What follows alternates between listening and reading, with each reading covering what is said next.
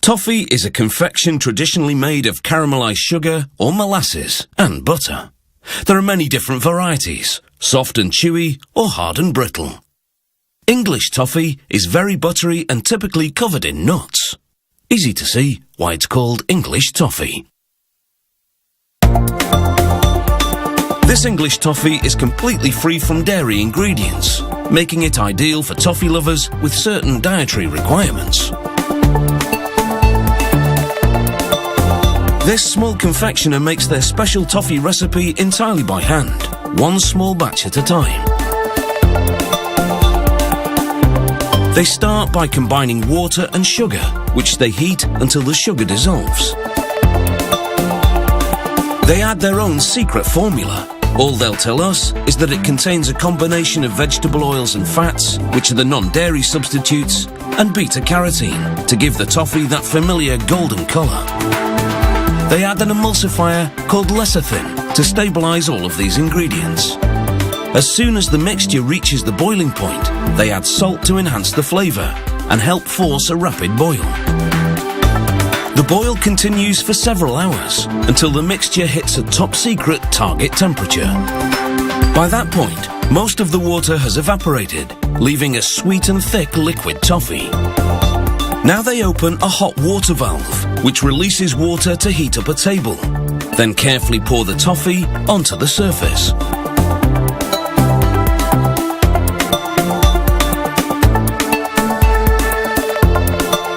The heat ensures that the toffee is pliable while it's spread out. The spreading continues until the toffee sheet is approximately the same thickness. Naturally, the thickness varies, but that lack of uniformity is all part of the charm of handmade toffee.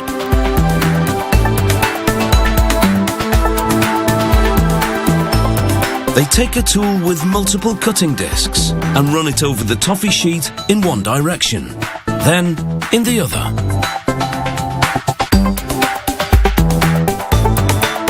They close the hot water valve and open the cold water one, which cools the surface of the table and hardens what are now toffee squares. Within a few minutes, the squares are hard enough to be broken apart.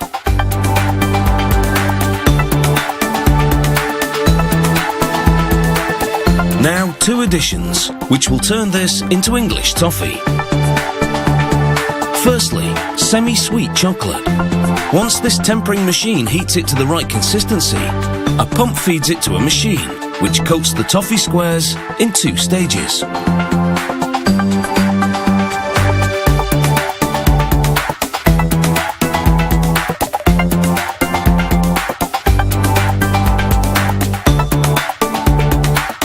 With the underside now coated, the squares move onto a refrigerated belt, which rapidly hardens the chocolate. The next station covers the other side with chocolate.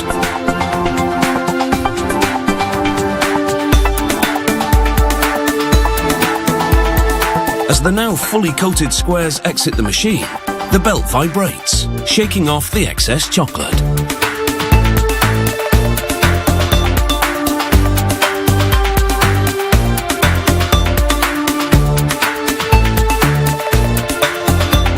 The squares move onto another refrigerated belt, and a worker manually sprinkles them with the second ingredient, chopped pecans.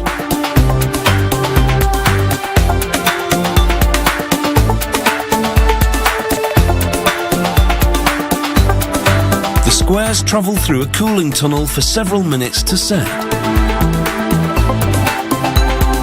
As they reach the end of the line, excess nuts drop off and they're collected, ready to be sprinkled onto new squares.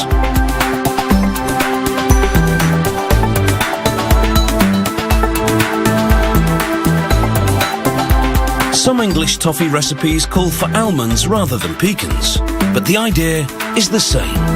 Layering sweet and crunchy toffee, smooth and creamy chocolate, and coarsely chopped nuts. And just like other sweets and treats, English toffee is heaven to anyone with a sweet tooth. But hell, of course, for their dentist. Open wide